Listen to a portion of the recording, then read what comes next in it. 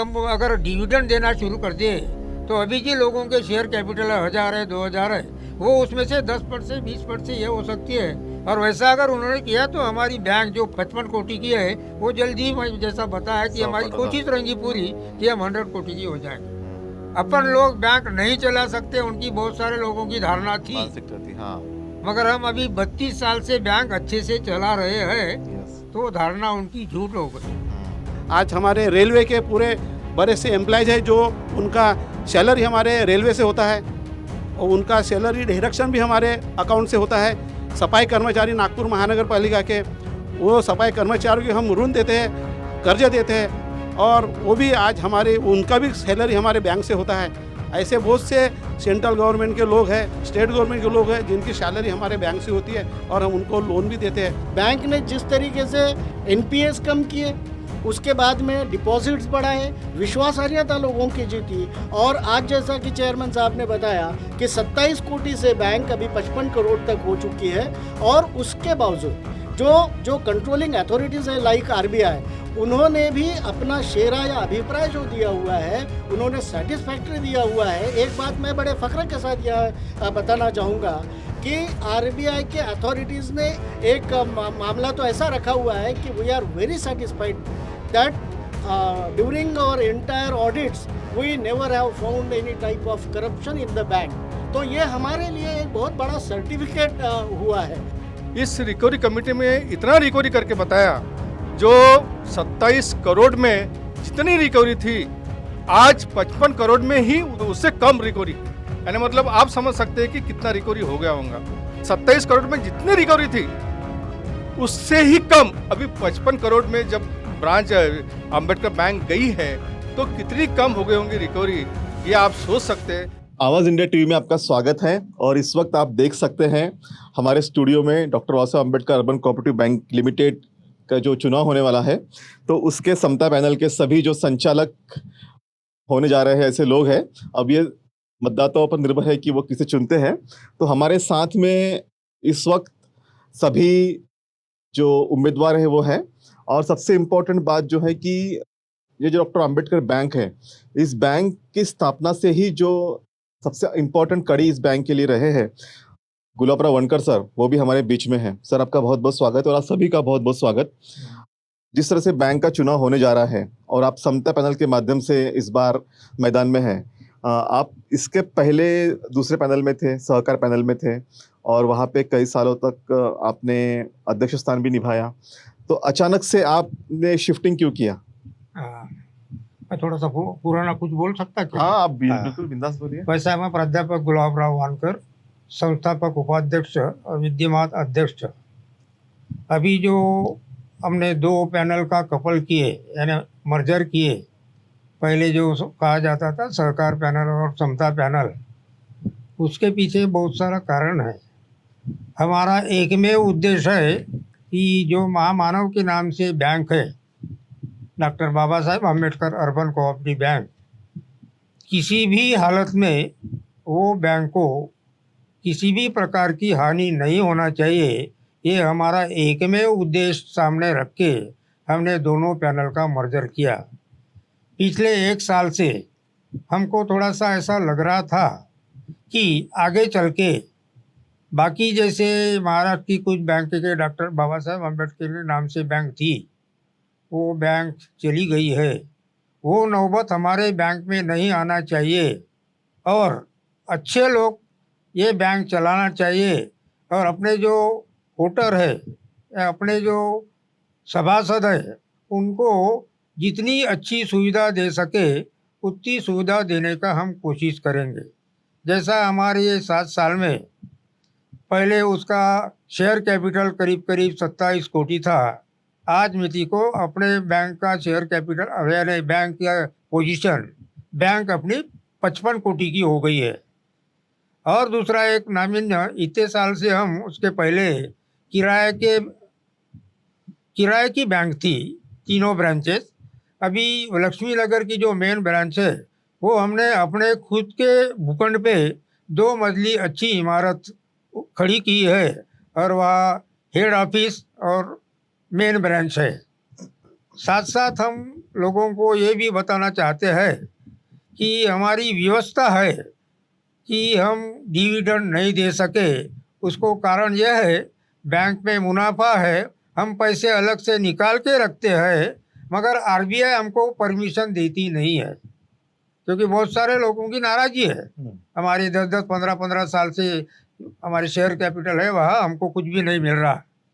और साथ साथ में ये जो ब्रांच हमारी खुद की हो गई, वैसी इंदौरा बैंक और त्रिमूर्ति नगर ब्रांच, वो ब्रांच भी जल्दी से हमारे पोजीशन में आ जाएंगी, ऐसा हम मनोदय व्यक्त करते हैं। अच्छा। और जो जो सुविधाएं सार्वजनिक बैंक यानी नेशनल बैंक देती है अपने ग्राहक को, वो सभी सुविधाएं हम देने की कोशिश करेंगे।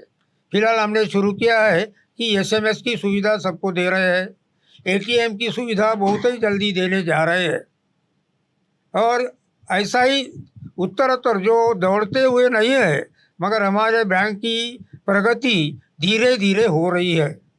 हम पिछले वक्त जैसा जहाँ थे वो हमेशा उसके लिए दिन ब दिन ऊपर आ रहे हैं, और हमारा वो मानना है कि हम आगे भी वैसा ही चलते रहेंगे कि ये बैंक आगे आगे ही जाएंगी, और जल्द ही हमारी बैंक, हमारा मनोदय सबका, क्योंकि हमारे सभी संचालक लोग का मनोदय है कि हमारी बैंक जल्दी से 100 कोटि की हो जाएंगी। बिल्कुल। तो ये बैंक है जल्दी से 100 कोटि की हो जाएगी, ऐसा मनोदय प्राचार्य गुलाबराव वानकर सर ने किया है। मेरे साथ अरविंद गजबे जी भी है, जो सहकार क्षेत्र में काफ़ी बड़ा नाम है और कई सालों से बैंक के संचालक रह चुके हैं। आपकी सत्ता थी लगभग 15 साल तक बैंक में, तो आपके बारे में कहा जाता है कि एनपीए काफ़ी बढ़ गया था बैंक का। जो आपके विरोधी दल के लोग हैं वो कहते हैं कि बैंक का एनपीए काफ़ी बढ़ गया था, और जिसकी वजह से डिविडेंड भी नहीं दे पाए थे, और इतने वर्षों में रहने के बाद भी बैंक की खुद की बिल्डिंग नहीं हो पाई थी। उस पर क्या कहेंगे? अभी है, विरोधी दल को कमेंट्स करना ये उनका हक है। सबसे मेन बात यह है कि आज 32 साल के अंदर में यहाँ पर बैंक जो सुचारू रूप से चल रही है, इसका मतलब ये है कि प्राचार्य जांदराव गजभिये जो 17 साल लगातार इस बैंक में अध्यक्ष पद के ऊपर में थे, उसके बाद हमारे प्राध्यापक गुलाबराव वानकर ये इस बैंक के ऊपर में अध्यक्ष बने हैं, और दोनों ही ये प्राचार्य जांदराव गजभिये और प्राध्यापक गुलाबराव वानकर ये बैंक के संस्थापक लोगों में से है। प्राचार्य जांदराव गजभिये संस्थापक सचिव थे, प्राध्यापक गुलाबराव वानकर ये स्टार्टिंग में संस्थापक उपाध्यक्ष करके उन्होंने शुरुआत की है। मैं जब उस समय छोटा था, आज 32 साल के पहले की बात है, मेरे घर में ही इस बैंक की स्थापना के बारे में चर्चा हुई थी। काका, बाबूजी, उसके बाद में श्याम कुंवर काका, कोल्ले काका, ये सब बैठे थे, और उस समय में उन्होंने जब जिस समय ये बैंक की स्थापना करने की जब बातें चल रही थी, तो कई लोगों को साथ में लेने की बातें चल रही थी। बैंक का धीरे धीरे शेयर कैपिटल बढ़ते जा रहा था, लेकिन जो कुछ उनको यानी शुरू में रिजर्व बैंक की तरफ से सिर्फ 2 वार्ड की परमिशन मिली थी, और ये 2 वार्ड की परमिशन मिलने की वजह से लक्ष्मीनगर, बजाज नगर, शंकर नगर, गोपाल नगर, प्रताप नगर, कामगार कॉलोनी, गायत्री नगर, ऐसी ये 2 वार्ड के ही लोग मैक्सिमम इस बैंक के संस्थापक सदस्य करके लिए गए थे। धीरे धीरे फिर वहाँ पे कोशिश की गई। हम मेरे पिताजी वानकर काका, इन्होंने दोनों ने काफ़ी मेहनत की है, और मेहनत का नतीजा ये निकला कि फिर धीरे धीरे इसको यानी बैंक का पूरा नागपुर जिले का रजिस्ट्रेशन मिला है, और रजिस्ट्रेशन मिलने के बाद में फिर लोगों ने इसमें अपने बाकी के भी एरिया के लोगों को ये किया है। लेकिन फिर भी आज के तारीख में 11,215 जो सदस्य है, तो ये 11,215 सदस्यों में 7,000 के ऊपर में ये दक्षिण पश्चिम एरिया के लोग सभासद हैं, और करीबन 3 से साढ़े 3,000 लोग ये उत्तर नागपुर के सभासद हैं। करीबन 1,000 के करीब ये मेडिकल और आजू बाजू के परिसर के लोग हैं, और 400-500 लोग ये उधर में पूर्व नागपुर के। बीच में ऐसी भी चर्चा हो गई थी कि इधर में वो बीच में वो गायत्री कॉन्वेंट करके उन्होंने वहाँ पे चुनाव केंद्र रखा था। हमने उनको विनती की है कि जहाँ पे यानी जो मेंबर जहाँ पे है वो एरिया में आपको अगर रखना है तो आप उत्तर नागपुर रखिए, आपको रखना है आप लक्ष्मीनगर एरिया में रखिए, प्रताप नगर रखिए, खामला एरिया में रखिए, लेकिन जहाँ पे मेंबर ही कम है वहाँ पे अगर आप चुनाव केंद्र अगर रखते हैं तो ये बराबर नहीं है। हमने उनको विनती की, और उनको यानी निवडणूक निर्णय अधिकारियों को भी उनको अपनी गलती कबूल हो गई, और उन्होंने फिर वो मतदान केंद्र भी हमारा बदल दिया। तो अभी ऐसे ये वो सिचुएशन के अंदर में शुरू में डॉक्टर बाबा साहब आम्बेडकर के नाम से शुरू हुई इस बैंक में, ऐसी कभी हम यानी लोगों का ये बैंक के ऊपर में बाबा साहब का नाम होने की वजह से बाकी के समाज के लोग इस बैंक के अंदर में जुड़ने के लिए ज़रा थोड़ा सा हिम्मत नहीं कर रहे थे, लेकिन धीरे धीरे ये सभी लोगों ने उसका विश्वास संपादन किया।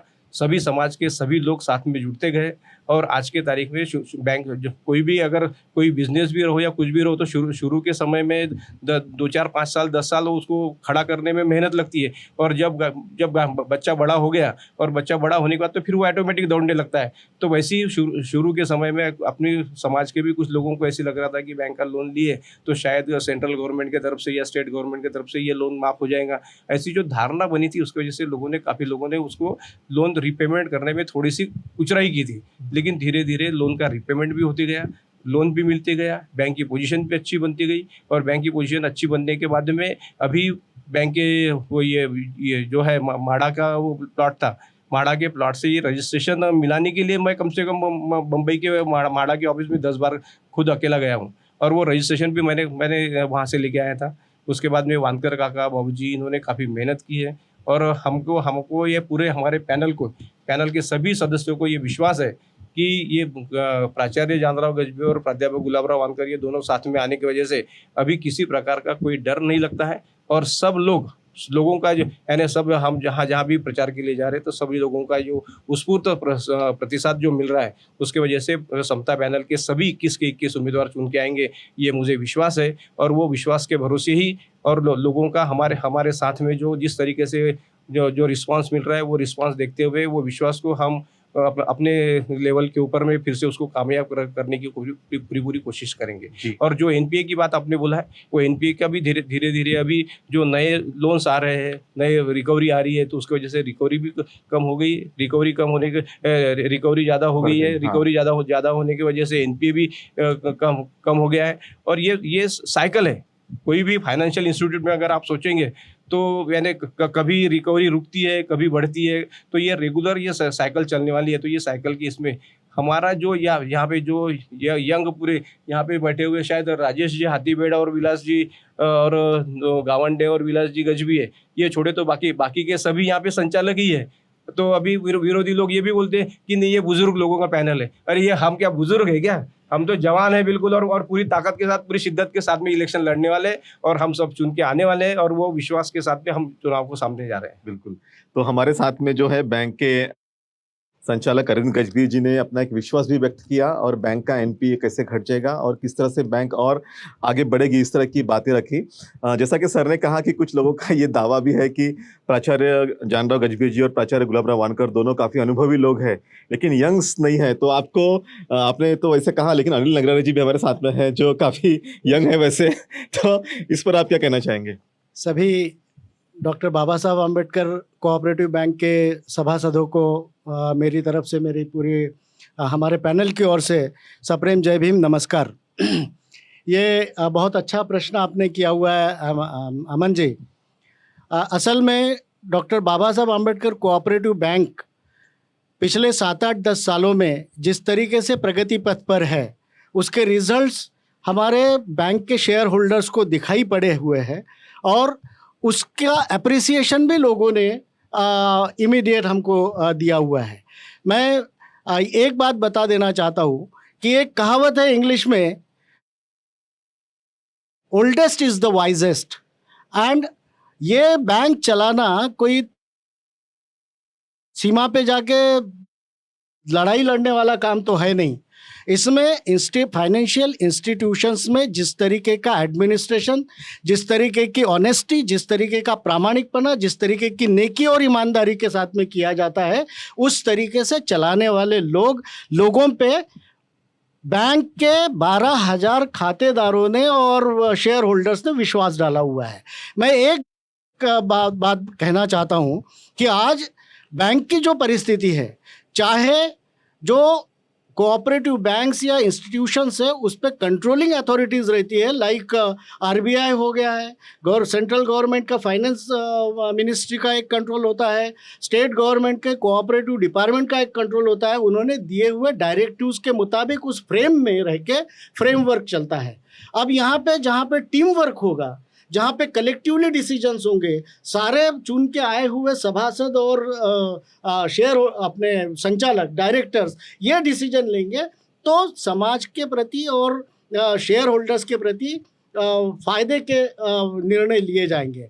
मुझे बड़ा फक्र है कि पिछले 7-8-10 सालों में बैंक ने जिस तरीके से एनपीएस कम किए, उसके बाद में डिपॉजिट्स बढ़ाए, विश्वासार्हता लोगों की जीती, और आज जैसा कि चेयरमैन साहब ने बताया कि 27 कोटि से बैंक अभी 55 करोड़ तक हो चुकी है, और उसके बावजूद जो कंट्रोलिंग अथॉरिटीज़ है लाइक आरबीआई, उन्होंने भी अपना शेरा या अभिप्राय जो दिया हुआ है, उन्होंने सेटिस्फैक्ट्री दिया हुआ है। एक बात मैं बड़े फ़ख्र के साथ यह बताना चाहूँगा कि आरबीआई के अथॉरिटीज़ ने एक मामला तो ऐसा रखा हुआ है कि we are very satisfied that during our entire audits we never have found any type of corruption in the bank.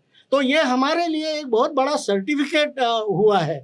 उसी प्रकार से हमने क्रार कम कर लिया, हमने सीडी रेशो कम कर बराबर जो स्टिपुलेटेड इसमें स्टैंडर्ड्स में चाहिए वो कर दिया, और आने वाले दिनों में भी हमारे प्लानिंग से, जैसे कि भविष्य में हम लोगों की दोनों अभी बची हुई दोनों बैंक अपने खुद के मालिकी की कराने का हमारा जो ये है वो तो है ही है, साथ में हमने आरबीआई और बाकी कंसर्न डिपार्टमेंट्स को भी हमारे बैंक की ब्रांचेस बढ़ाने के लिए भी रिक्वेस्ट रिपीटेडली की हुई है। तो खैर ये तो चुनाव ये एक प्रक्रिया होती है।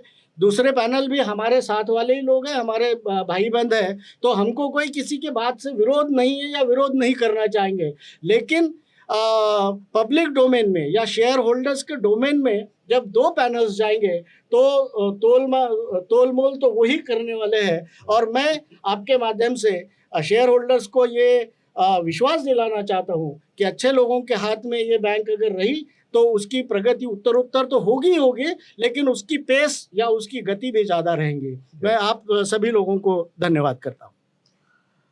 जी बिल्कुल, चुनाव एक प्रक्रिया है और ये लोगों के ऊपर निर्भर है कि वो किसे चुनते हैं। हमारे साथ में और कुछ साथी हैं इंश्योरेंस सेक्टर से आए हुए हमारे नागेश बुरबुरे जी भी हैं, जो बैंक के संचालक अभी भी हैं, जो पहले उस पैनल में थे, अब फिर इस पैनल में आए हैं। इंश्योरेंस सेक्टर में आपका काफ़ी अनुभव रहा है, तो आपके अनुभव किस तरह का फ़ायदा बैंक को होगा? साथियों, इंश्योरेंस सेक्टर में जिस तरह से मैं एडमिनिस्ट्रेशन चलाया, उसी तरह से मैं अंबेडकर बैंक में रिकवरी कमेटी का अध्यक्ष होने के नाते इस रिकवरी कमेटी में इतना रिकवरी करके बताया, जो 27 करोड़ में जितनी रिकवरी थी, आज 55 करोड़ में ही उतनी ही उससे कम रिकवरी है। यानी मतलब आप समझ सकते हैं कि कितना रिकवरी हो गया होगा। 55 करोड़ में जितनी 27 करोड़ में जितनी रिकवरी थी, उससे ही कम अभी 55 करोड़ में जब ब्रांच अंबेडकर बैंक गई है तो कितनी कम हो गई होंगी रिकवरी, ये आप सोच सकते हैं। हम ये नहीं कहते कि हमने बहुत अच्छा किया, हो सकता है हमसे भी अच्छा करने वाले लोग होंगे, लेकिन अध्यक्ष के नाते रिकवरी कमेटी का अध्यक्ष में जितना मेरे को तकलीफ गई है, उतनी कहीं तकलीफ मैंने अपने इंश्योरेंस सेक्टर में भी नहीं देखा, और वो तकलीफ अभी बहुत सारी कम हो चुकी है। अभी बैंक में चाहे कोई भी पैनल हो, कोई भी चुन के आए, वो नहीं, लेकिन उनको ज़्यादा रेडी रेकनर मिला है। हमने जो काम किया है उससे अभी रेडी रेकनर मिलेगा, अभी स्मूथली काम हो जाएगा, क्योंकि हमारा जो सीईओ है उसने भी काफ़ी अच्छा काम किया है, अच्छे वर्कर हमने डेप्यूट किए हैं, अच्छी टीम अभी बन रही है। जो थोड़ी सी पुरानी टीम है वो छोड़ के बाकी अभी नई जो टीम है, काफ़ी आईटी सेक्टर में एकदम काम करने वाले लोग मिले हैं, और आने वाले दिनों में देखो आप अंबेडकर बैंक कितनी जोरों से आगे बढ़ेगी। धन्यवाद। आने वाले दिनों में बैंक आगे बढ़ेगी ऐसा विश्वास है। कुछ हमारे साथ में गेडाम सर है। गेडाम सर, बताइए कि जिस तरह से सभी लोगों ने कहा कि एक विश्वास जताया कि बैंक हमेशा से प्रोग्रेसिव मोड पे है, तो अभी आप क्या बताएंगे कि आने वाले दिनों में क्या उद्देश्य है बैंक के? क्या युवाओं की तरफ किस तरह से ध्यान देंगी? महिलाओं का एक रोजगार का बड़ा इशू है, युवाओं का रोजगार का काफ़ी इशू है, उस पर आप किस तरह से वर्कआउट करेंगे? सर, मैं सबसे पहले ये कहना चाहूँगा कि ये जो प्रश्न किया जा रहा है, ये मूलतः इसलिए सही नहीं है। ऐसा बोला जाता है कि वानकर सर आप इस पैनल में क्यों गए, वानकर सर पहले आप अलग पैनल में थे।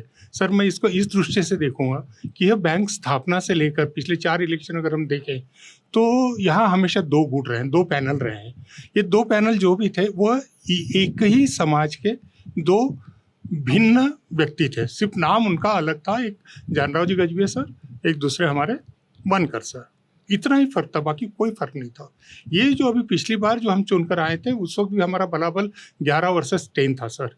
मतलब यानी ये रूलिंग में थे और वो रूलिंग में ये इम्पोर्टेंट नहीं था। उस वक्त भले ही वानकर सर का पैनल रूलिंग में था, वाई बिकॉज कि वो 11 थे और जानराव जी गजभिये सर 10 लोगों में थे, इसलिए ऐसा कहा जाता है कि वो अपोजिशन में थे। But no, fact is that कि दोनों गुट जो एक ही समाज के रिप्रेजेंटिव करने वाले हैं। इस वक्त हम लोग जो रहे पिछले वक्त हम 2015 से लेकर अब तक हमको जो चांस मिला उस इसमें हमने यही कोशिश करी सभी, उसमें वानकर सर, गजभिये सर, हमारे जानराव जी गजभिये सर, अरविंद गजभिये सर, हमारे सभी लोगों का उसमें एक सबसे बड़ा कंट्रीब्यूशन ये रहा और इस पर बहुत गहन विचार हुआ कि हम लोग अलग क्यों हैं। हम लोग अगर इकट्ठे आए तो क्या नहीं हो सकता है जो अभी तक नहीं हो पाया मतलब है ना, उस प्रोपोर्शनेट नहीं हो पाया, बस इतना ही था। यह सर यह फलश्रुति मैं ये कहूँगा कि पिछले 30 साल में, मैं तो एकदम नया हूँ इस मामले में, लेकिन पिछले 30 सालों में जो चीज़ नहीं हो पाई थी वह इस बार हुई है सर, कि जो एक ही समाज को रिप्रेजेंट करने वाले गण दोनों इकट्ठे आए। इसलिए यह कहना कि आप ये पैनल छोड़ के उस पैनल में क्यों गए, यह मूलतः सही नहीं है, ऐसा मैं कहूँगा। इसका देखने का एंगल इस तरह से होना चाहिए कि यह 2 पैनल शुरू से 30 साल से जो अलग अलग थे वह एक हुए हैं और सभी सदस्य मिलकर इसको एक नई ऊंचाई पर ले जाने का जो प्रण किया है और ये जो इकट्ठे आए हुए हैं। और यह कहना कि यह मतलब है ना कुछ मतलब ओल्ड एजेस वगैरह वगैरह, इट इज़ नॉट दैट। इसमें नगराज साहब ने बहुत अच्छा उदाहरण दिया, मैं रिपीट नहीं करूँगा, लेकिन आपको मैं एक विश्वास मतदारों को इस माध्यम से मैं देना चाहूँगा कि यह जो है बहुत से हमको मतलब है ना ऐसे भी ये आए मैसेजेस कि आपने बहुत चुनकर लोग लिए हैं। यहाँ का हर व्यक्ति, मसलन खैर मैं किसी के नाम नहीं लूँगा, हमारे 21 लोग जो हैं वो सब एक से बढ़कर एक हैं, इसलिए कि वह यह जो 21 लोग हैं ये हर एक क्षेत्र को रिप्रेजेंट करने वाले हैं, हर एक क्षेत्र के जिसे हम एक चुनिंदा और माहिर कहेंगे उस वो बिलोंग करते हैं sir.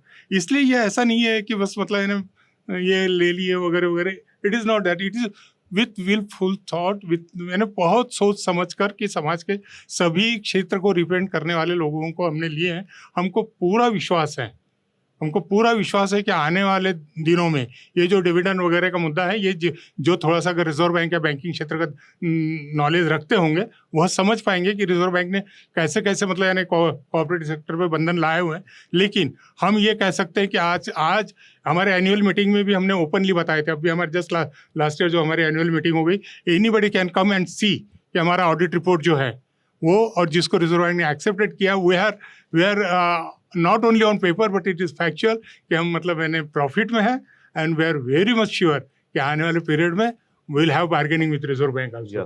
Thank you very much. तो आने वाले दिनों में जो डिविडेंड का इशू है वो भी सॉल्व होगा। हमारे साथ में अशोक कोलटकर जी है, काफ़ी लंबा समय उनका पीआरओ के तौर पे गया है एनएमसी में, और पूरे नागपुर शहर में उनका एक अपना अलग व्यक्तिमत्व है और सभी के साथ में मिलजुल के रहने वाला कैसा व्यक्तिमत्व है। तो अशोक जी, मैं जानना चाहता हूँ कि आप पीआरओ रहे हैं, तो बैंक को पीआरओ के रूप में कैसे देखते हैं आप? बाबा साहब की ये आर्थिक चळवळ थी, अपने सामाजिक राजकीय सांस्कृतिक चळवळ तो देखे आपने, लेकिन बाबा साहब की जो आर्थिक चळवळ है वो आर्थिक चळवळ को आगे बढ़ाने के लिए इस डॉक्टर बाबा साहब अम्बेडकर बैंक के माध्यम से हमने बहुत अच्छे उपक्रम लिए हैं। जो समाज के गरजू निचले तबके के लोग हैं जिनको सही मायने में स्वरोजगार करने के लिए कुछ आर्थिक मदद होना चाहिए, वो हमारे बैंक ने इस गरीब और आर्थिक जो कमज़ोर लोग हैं, जो अपना उद्देश्य बैंक का कि समाज के आर्थिक दृष्टया मागासवर्गीय गरीब लोगों को उनको लोन उपलब्ध करके, ऋण उपलब्ध करके उनको स्वयं पूर्ति से उनको स्वयं बल करने का जो उद्देश्य है इस बैंक का, वो हमारा उपक्रम आगे बढ़ रहा है।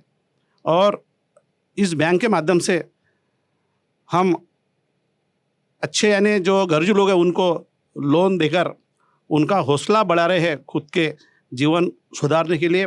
और बात ऐसी है भी कि पुराने लोग और नए लोग जो बात आई है, तो ये तो पुरानों का अनुभव, पुराने जो संचालक उनका अनुभव, नए लोगों का उत्साह, ये दो बातें साथ में रही तो कोई भी संस्था की प्रगति हो सकती है।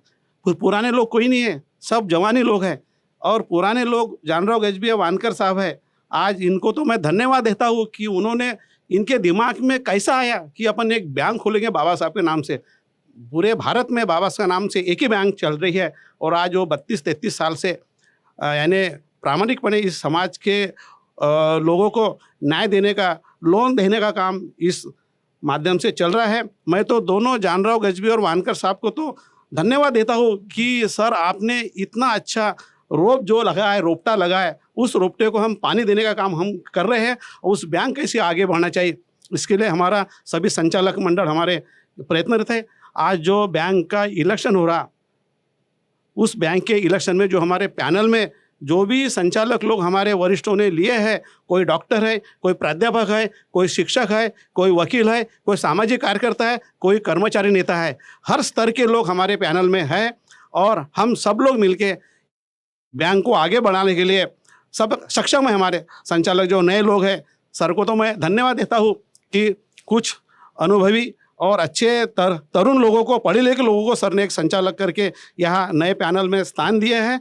उनको एक बार विश्वास तो दो, उनके पास देखो कैसा करके बताते। बैंक को आगे बढ़ाने के लिए हम सभी लोग तन मन धन से काम करेंगे और इस समाज के गरीब तबके के लोगों को न्याय देने के लिए, उनकी आर्थिक जो गरज है वो दूर करने के लिए अपन आज हम प्रयासरत है। हमने हमारे रेलवे के पूरे बड़े से एम्प्लॉयज है जो उनका सैलरी हमारे रेलवे से होता है और उनका सैलरी डिडक्शन भी हमारे अकाउंट से होता है। सफाई कर्मचारी नागपुर महानगर पालिका के, वो सफाई कर्मचारियों की हम ऋण देते हैं, कर्जे देते हैं और वो भी आज उनका भी सैलरी हमारे बैंक से होता है। ऐसे बहुत से सेंट्रल गवर्नमेंट के लोग हैं, स्टेट गवर्नमेंट के लोग हैं जिनकी सैलरी हमारे बैंक से होती है और हम उनको लोन भी देते हैं।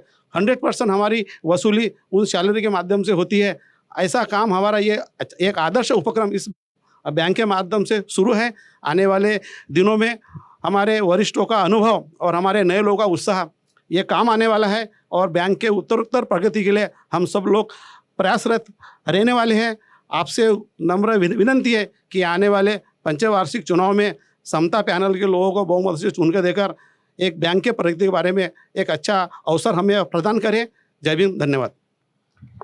धन्यवाद अशोक जी। तो हमने देखा कि बैंक जो है, क्योंकि हमें भी एहसास है इस बात का कि जब भी डॉक्टर अंबेडकर बैंक की कोई न्यूज़ हमारे चैनल से जाती है और विशेषतः जब यूट्यूब से जाती है तो पूरे भारत से लोग उस पर रिएक्ट करते हैं, कमेंट करते हैं कि ये जो बैंक है, ये बैंक वहाँ भी आए। कुछ लोग दिल्ली से हैं, कुछ यूपी से है, कुछ हरियाणा से है, कुछ पंजाब से। तो देश के अलग अलग कोने में लोगों की उम्मीद होती है कि बैंक वहाँ तक भी पहुँचे।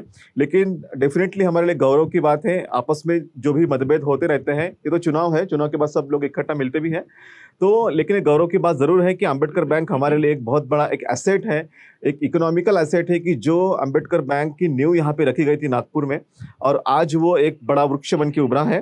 तो अंतिमतः हम लोग फिर से गुलाबराव वानकर सर के पास जाएंगे कि आने वाले दिनों में क्या उद्देश्य आपके हैं, किस तरह से बैंक को और ऊंचाई में लेके जाने के लिए आप कोशिश करने वाले हैं और किस तरह से बैंक की शाखाएं अधिक से अधिक हो और नागपुर की भी बाहरी शाखाएं जाए। हमारी बैंक रिजर्व बैंक के अधिपत से चलती है। हमको वो जो आदेश वगैरह हमेशा निकालते हैं, जो भी ऑर्डर रहते हैं, वो तो फॉलो करना ही पड़ता है और उसके मुताबिक हमको चलना पड़ता है। जैसा आपने बताया कि बहुत सारे लोगों की ये डिमांड है कि हमको बहुत दिन से डिविडेंड नहीं मिला है, मगर उसके लिए बैंक जवाबदार नहीं है। बैंक उसकी प्रोविजन करके रखते हैं, हम अपने तरफ से एप्लीकेशन भी देते हैं, मगर उनकी जो कंडीशंस रहती है वो फुलफिल नहीं करने की वजह से वो अलाउ नहीं करते। पर हमारा ऐसा प्रयत्न रहेगा, यानी उनके जैसा एनपीए जब से शुरू हो गया तब से सभी बैंक की ये कंडीशन हो गई। नहीं तो शुरू में हमने जो एनपीए नहीं था तो शुरू में 90 में और 90 से लेके 97 तक हमने डिविडेंड दिए। पुरानी बैंक हमको बोल रहे थे तुम नए हो, कहाँ के लिए डिविडेंड देते, पर हमने उस वक्त डिविडेंड दे। उसके बाद में उन्होंने कंडीशन डाले कि आपका एनपीए आइदर 0% और ज़्यादा से ज़्यादा 3% रहा तो ही आपको हम परमिशन देंगे। अच्छा। और वो प्रैक्टिकली पॉसिबल करीब करीब नहीं है। इसलिए शिक्षक सहकारी बैंक के जैसी बैंक है वो भी बहुत साल से डिविडेंड नहीं दे रही। अच्छा। ये सर्वसाधारण लोगों से हम समझाने की कोशिश करते हैं। एक उनका एक ही कहना है और उनको हमने सभासद इसलिए बनाया, शेयर कैपिटल इसलिए उनसे लिए कि भाई आपको SBI में सेविंग बैंक अकाउंट है उससे हम डिविडेंड ज़्यादा ही देंगे। और उस आशा से लोगों ने वो ये किए। और उससे ज़्यादा कि डॉक्टर बाबा साहब आम्बेडकर जो बैंक है, बहुत सारे बैंक में यानी नेशनलाइज जो बैंक है उसमें सभासद बहुत कम करते हैं लोगों को। हमने भी उनको बोला है कि हमारे यहाँ आप आइए, एक बैंक का सभासद बने, 1000 रुपये के यहाँ रखिए। 1000 रुपये की कोई ये नहीं रहती है, कैसे भी खर्च होते हैं। और आपको हम आपके काम में आएंगे, जरूर काम में आएंगे। हमारी कोशिश हमेशा रही है कि अपने सभासद को उनकी जो भी डिमांड है फुलफिल करने की कोशिश करना है। बहुत सारे वक्त हम खुद को नहीं कर सकते, यानी हमारे तब कुछ जो लोग आते 1 कोटी वगैरह कोर्ट मांगते, और हमारी जो मुदत है यानी सिंगल इसके लिए 35 लाख तक देते हम। अच्छा। और जो जॉइंट अगर है तो उनको 1 कोटी वगैरह लोन दे सकते हैं। अच्छा। ऐसी बैंक की पोजीशन है, 1 कोटी मगर उससे ज्यादा मांगे वगैरह वो नहीं कर सकते, हमारी अड़चन है। हाँ।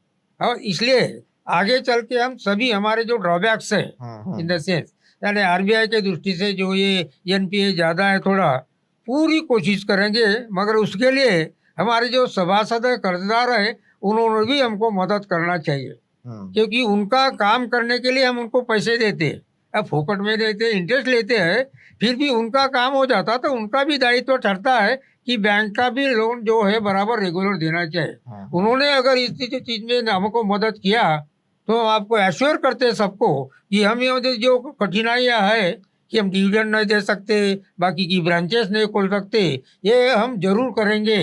और इतना आश्वस्त करते हैं आप लोगों से, सभी लोगों से, कि हमको जो अगर आपके मदद से ही बैंक चलती है, हम जो संचालक है हम उसे ये है डिविडेंड ये करते हैं, सिर्फ हम मालक नहीं है।